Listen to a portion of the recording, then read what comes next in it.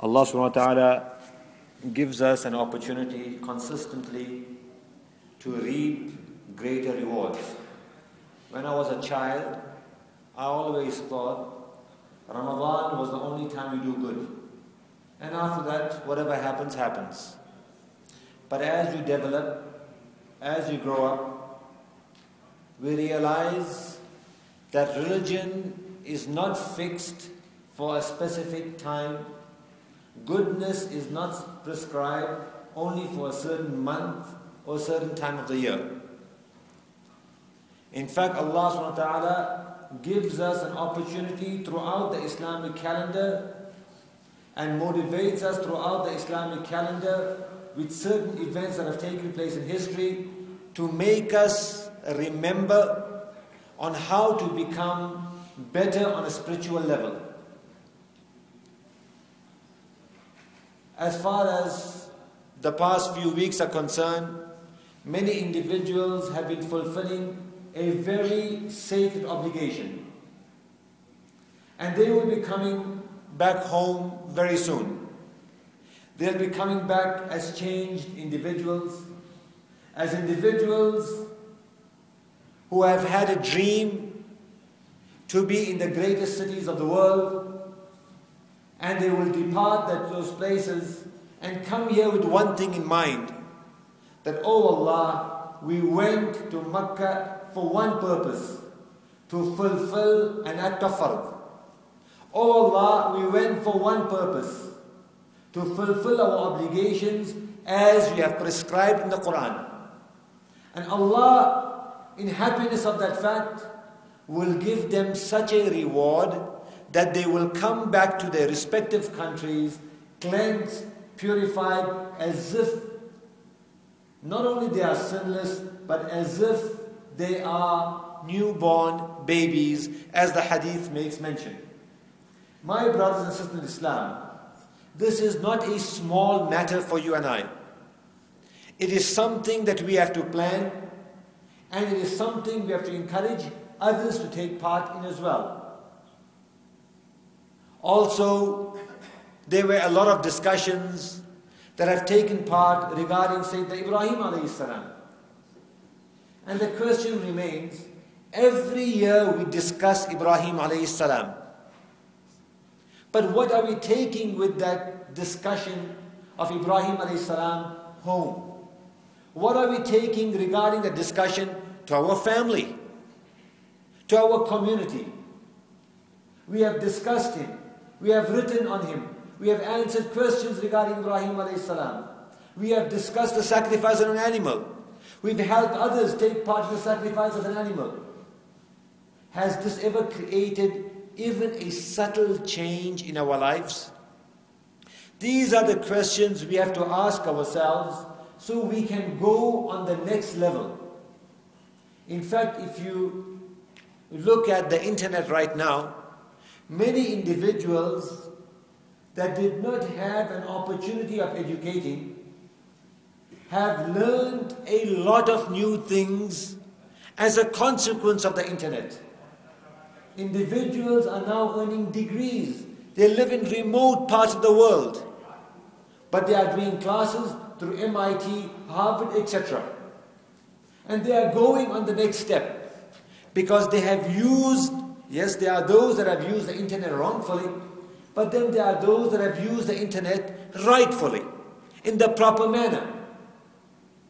And they have created newer models as it relates to business and themselves. Individuals have gathered together with people that are in remote parts of the world regarding matters of social rights and social obligations, social justice, and the list goes on and on.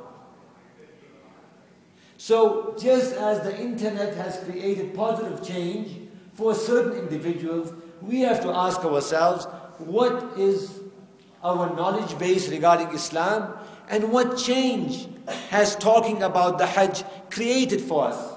What change has talking about Ibrahim alayhi salam created for us? There is a hadith that I was looking through, and Imam Nawawi makes mention of this given hadith. My brothers and sisters in Islam, we never know who amongst us Allah loves more. Number one. Number two, we do not know who amongst us the dua is going to be more accepted than ourselves. And little do we know that because of the good of someone else and because of their dua being accepted, our dua also sometimes gets accepted. There is a hadith from the chain of Jabir bin Samurah radiyallahu ta'ala anhuma, and it makes mention that there were a group of people that resided in a place called Kufa. These people, as you are aware of this hadith, and we made mention of it before, came to complain to Sayyidina Umar radiallahu ta'ala anhu that, you know, Umar, you have appointed a given companion to be a governor. And as far as this companion is concerned, he is not the most credible of people in that given place. In fact, as a matter of fact, we do not think he upholds the responsibility of his position in the manner that Allah and the Rasul sallallahu alaihi wasallam has dictated for him to uphold that position. We go to work, we have family issues. There are people in our family that sometimes may have said things or do things that are inappropriate. Sometimes it is true they have done wrong, sometimes they have not done wrong, but rather others has informed us that so and so has done wrong. What is our first instinct? Our first instinct is to confront. Our first instinct is to get angry.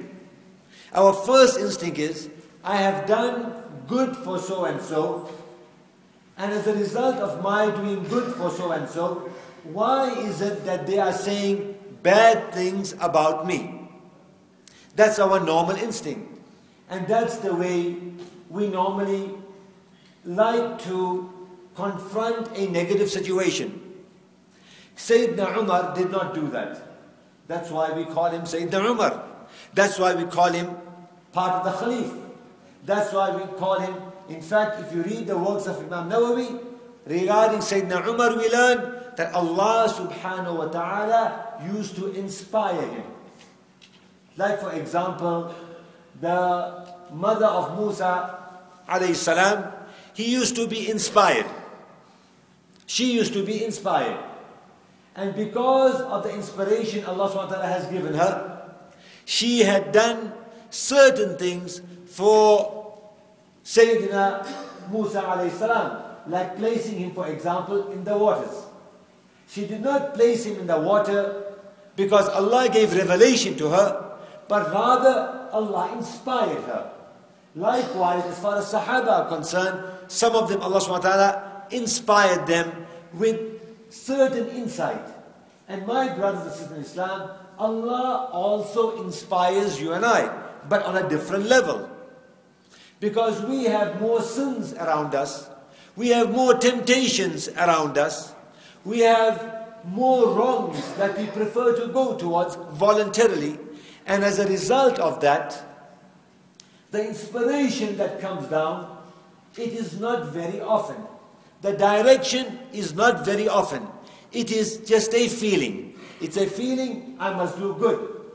My brothers, if we act on the feeling of doing good, for example, is a feeling that comes, today I must help a homeless guy out there for $1. Don't let that feeling go away. If a feeling comes to you, today from now on I must be more honest. Don't let that feeling go away. Keep that feeling with you. It's your feeling. Take ownership of that feeling hold on to that feeling and act on that feeling. Once you begin to act on those good feelings, Allah now makes you do that one given good, and He inspires and He puts more feeling of more good in other areas. That is why some people, you see more good coming out of them than others. They'll be involved in many good. Why? Because that first initial feeling of good that came, they did not ignore it. Sayyidina Umar likewise, when this negative news came to him, that so and so was the governor, and despite him being the governor, he was doing things that were inappropriate. Sayyidina Umar did his research, then he called that individual and he said, you are being accused of such and such wrong. What defense do you have regarding the wrong that you are being accused of? By the way, we are talking of Sayyidina Abu Waqqas radiallahu ta'ala anhu. He was no ordinary Sahabi. He was no ordinary companion. Anyway, the matter was researched and he brought his defense and he mentioned whatever he had to mention, and thereafter he said something very powerful. As I've mentioned before, it is part of our Islamic system that we will do good to all people. In fact, we know that Abu Bakr radiallahu ta'ala anhu was once being abused by a fellow. And he was very silent throughout the whole matter of his abuse. So much so that the narrators write, as he was being abused, he just had a smile on his face. Not a mocking smile, but just a smile. And he was enduring the abuse. And this is again something we all will have the opportunity. I know the word opportunity normally means let's use the situation for financial gain. Let's use the word opportunity to bring me some materialistic success. My brothers and sisters, when a person labels you, when a person attacks you, when a person puts you down, and you endure a given situation without saying to yourself, and many people endure, and this is, some people are very unique. When they're being attacked, they endure, and then they will say something that will make that person more angry. Like they'll say something like, "Thank you for attacking me, make my Jannah bigger." And that person is even more angry and now attacks you even more. There is no need for you to say anything. Your Jannah is getting better anyway and getting bigger anyway. So sometimes we use positive things to attack the other person as if we are really positive, but in reality we are being more negative. That is why sometimes in the good you do, there is more harm in it. So anyway, as far as Abu Bakr radiallahu ta'ala was concerned, he endured the pain.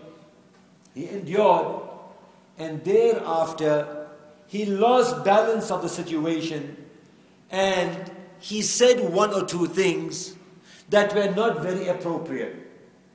And my Prophet ﷺ thereafter made the following observation by saying, "Oh Abu Bakr radiallahu ta'ala an, there are three things that you must observe very well. There are three things you must observe very well. First being, of course, when you are attacked and you are guilt-free. When you are attacked and you are the one that is being hurt, then understand Allah has appointed an angel to defend you." My brothers and sisters in Islam, so many times has angel has come to defend us, and we have told to that angel, "Leave me and go away. Understand the system of Allah. Either you worship Allah, or by not worshipping Allah, you are worshipping shaitan. Either you will allow that angel to defend you by doing good, or you'll start yelling and screaming and make shaitan take over. This is the system of Allah. Thereafter the Prophet ﷺ says, there are three things that are absolutely true. One is, if injustice is done to a person, and who over here can say injustice was not done upon them? If injustice has been done upon you, and you forgave that person solely for the sake of Allah subhanahu wa ta'ala, then rest assured, Imam Nawawi makes mention of this, Allah will make it such that Allah will support you to such an extent that your name will become absolved of wrongs that you have done, and you'll gain greater closeness to Allah. Now, who over here doesn't have a bad name? Who over here, I mean, you talk of my childhood and someone will say, I remember the Imam, he broke a cup in my home. I remember that fellow, he didn't even know how to eat. He dropped food on my clothing. Everyone has something in their past that is holding them back. Now, if you want that thing that is holding you back to let go, then the system is very simple. We have to take towards forgiveness. We have to take towards letting go of that which is negative. And Allah will open some door for you to make things easy for you. Number two, whoever opens the door of another, whoever makes things easy for someone else, then rest assured, Allah will make things easy for that individual. Whoever supports another person in any type of good, Allah will make good take place for you and I. This was what was said to Sayyidina Abu Bakr at the time when he opened his mouth to attack the individual that was attacking him. What is the system here of hadith? The system here is very simple. Sharihin right, Muhaddithin right. When you advise someone, number one, tell them of their wrong. And after you tell them of their wrong, give them positive feedback regarding the system of Allah. Because if you only focus on the wrong, that person would leave you negative. Coming back to Sayyidina Abu Waqqas radiallahu ta'ala anhu, when he was being accused wrongfully, and I will end off with this, when he was being accused of doing wrongful things in Kufa, he said to the one that is doing wrong to him, and I don't advise anyone to do this over here, but at the same time, we have to watch whose feet we trample upon. We have to watch who we are hurting. We have to watch who we are abusing. And we have to watch the pain we are bringing into the lives of those that are most close to us. And Sayyidina Waqqas told to the wrongdoer the following: may Allah, if you are wrong in your accusation of me, may Allah prolong your life to such an extent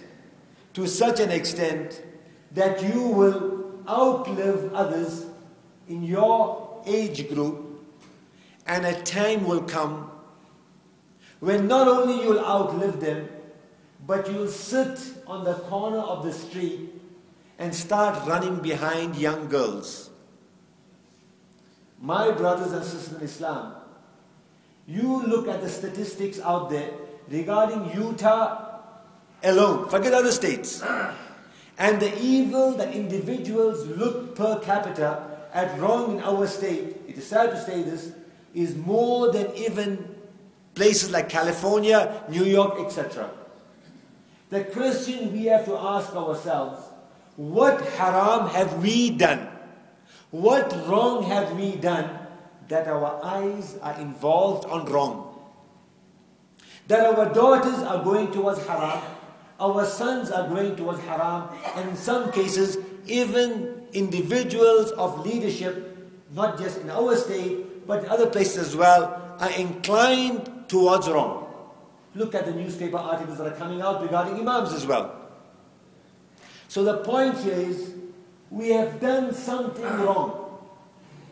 And because we have become adamant on that wrong, I have the right to sell haram. I have the right to beat up people. I have the right to say whatever I want to say. Allah does not like this mentality. Because when you say you have the right to do wrong, you are getting the curse of not just the Sahaba, but you are getting the curse of our Prophet. And you're getting the curse of the Quran. You are getting the curse of Allah. And when you get the curse of Allah, understand the system of Allah. First place your money gets spent is in the wrong areas. Second place your money gets spent is in that which is haram, total haram. Your eyes go in the wrong place. Your hand touches the wrong thing. You start fulfilling wrongful contracts. And before you know it, your iman is pretty much gone. So in today's hadith, before I just summarize and go on to the next session, we learn something very important. It is the following. We have to do good. We have to help others do good. We have to stand for justice. We have to assist those that are oppressed. We have to help others stand for that which is correct in nature. Do good for others, because the more good we do, the more good will come our way.